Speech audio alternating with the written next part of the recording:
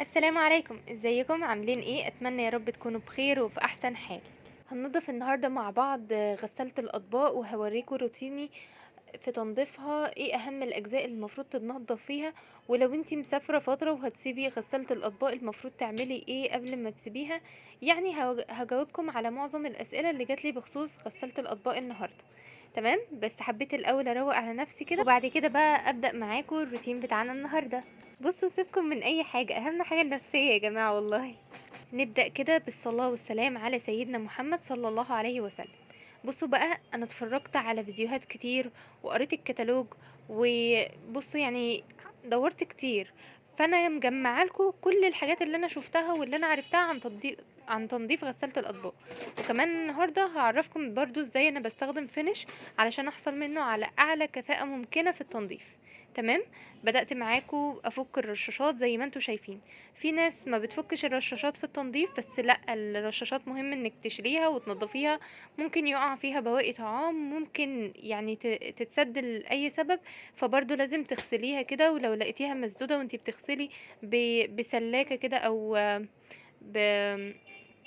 اللي هو عصاية شيش طاووق، وحاولي برضو تنضفيها كويس. تمام.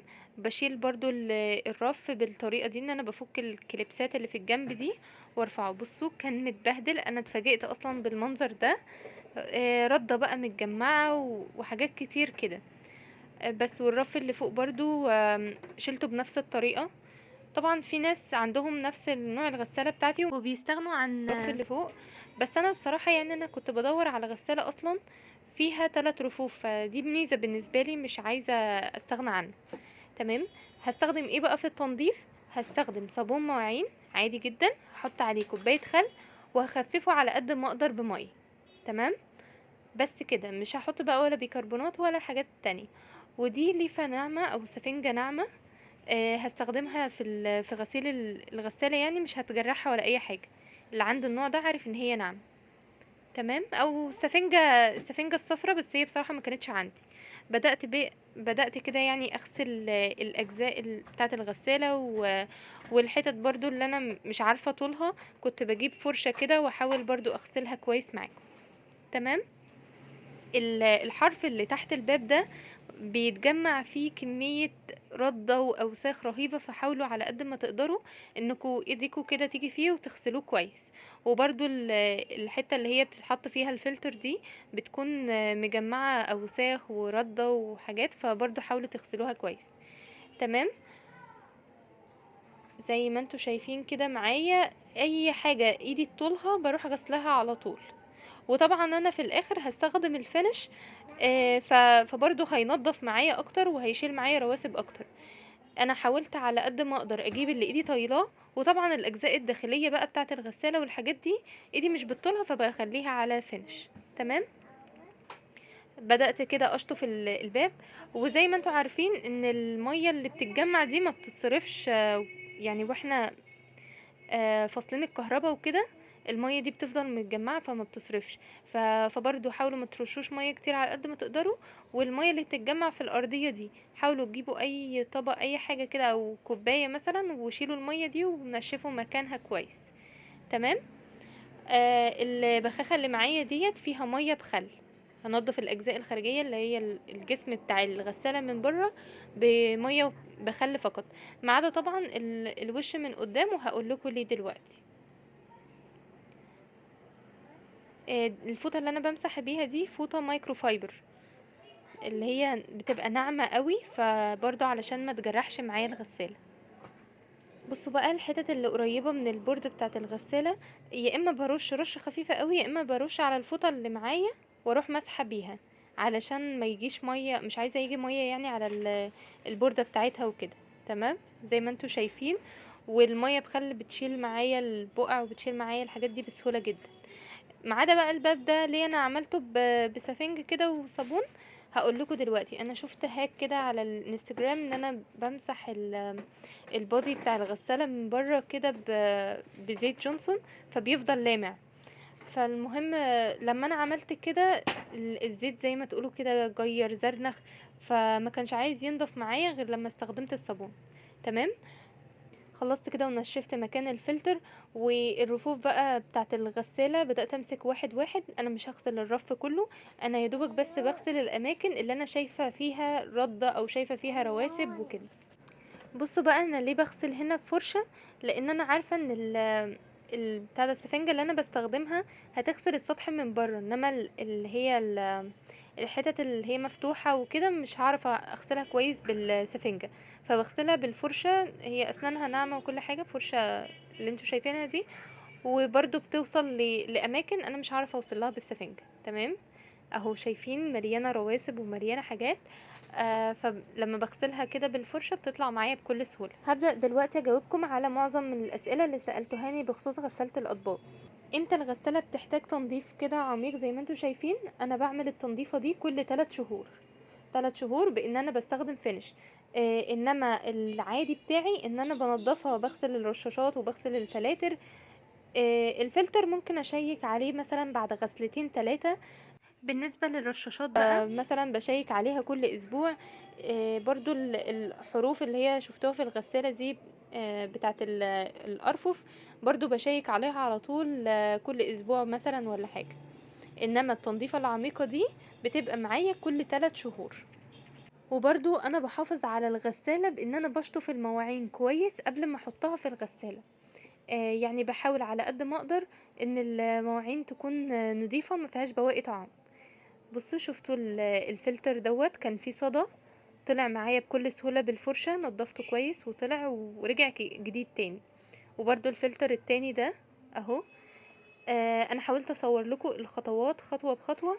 يا رب ما تملوش من الفيديو، بس انا عايزاكم تستفادوا على قد يعني على قد ما اقدر كده. حاولت ان اوريكم خطوة بخطوة.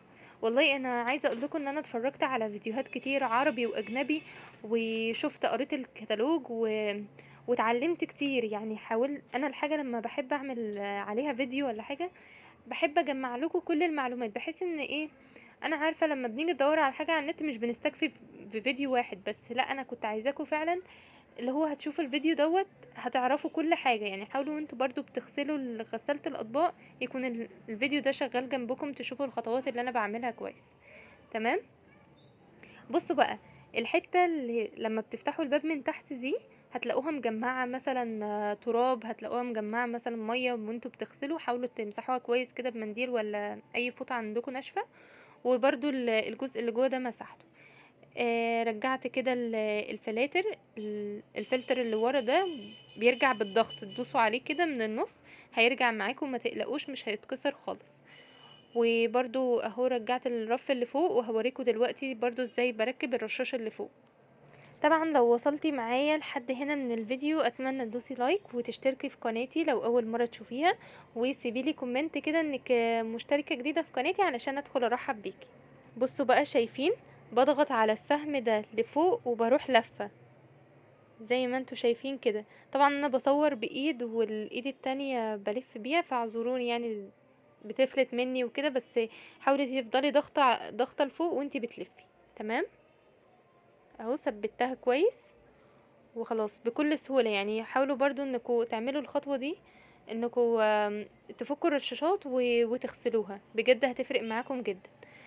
الغطا بتاع الملح ده بلاقي برضو عليه رواسب وكده فخدته غسلته، كنت ناسياه غسلته كده ورحت مرجعاه تاني. تمام بدأت ارجع بقى كل اجزاء الغسالة.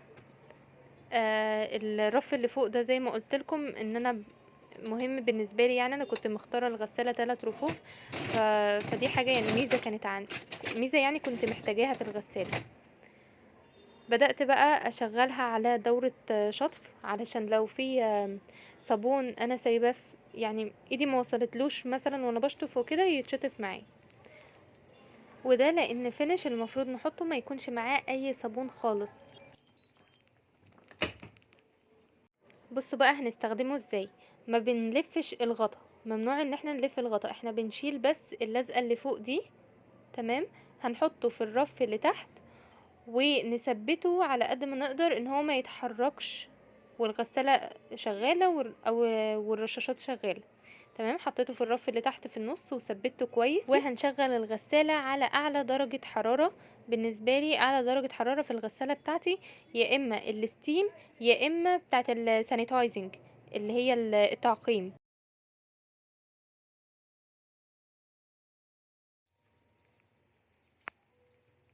بعد ما خلص الوقت خلاص، عدى ساعتين وتلت، خلاص الغسالة خلصت. بصوا بقى، اول ما بفتح شميت ريحة، كانت ريحة الغسالة جميلة جدا. طبعا انا مش عارفه اصور لكم كده، سبتها عقبال ما تهدى برضو شويه وتنشف. هي يا دوبك بس 5 دقايق ولا حاجه بسيبها مفتوحه، بلاقيها هديت خالص ونشفت، يعني الدنيا بتبقى مظبوطه فيها، حتى المواعين اللي جواها بتبقى ناشفه بعد 5 دقايق. بصوا بقى، اهم من التنظيفه نفسها انكم بعد ما تنضفوا تحافظوا على اللي انتوا عملتوه. تمام.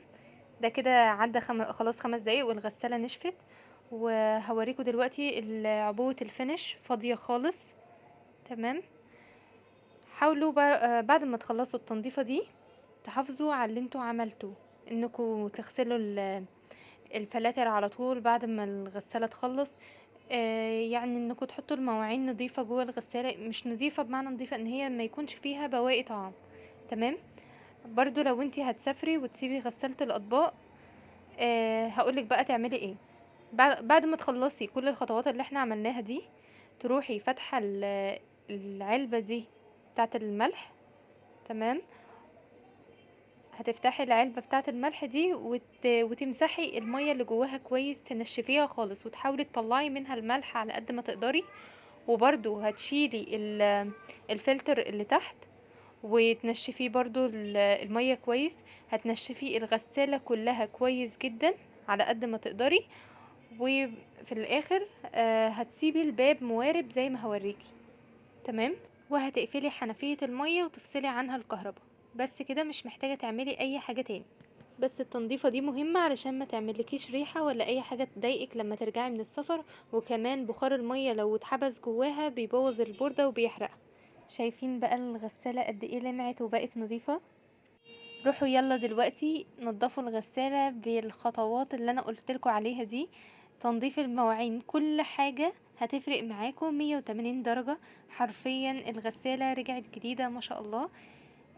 بس هستنى تعليقاتكم لو عندكم اي اسئلة اي استفسارات. انا اختكم وان شاء الله هرد عليكم في اقرب وقت. بس دمتم في حفظ الله وامنه. مع الف سلامة. وفي الختام وخير ما نختم به الصلاة والسلام على سيدنا محمد.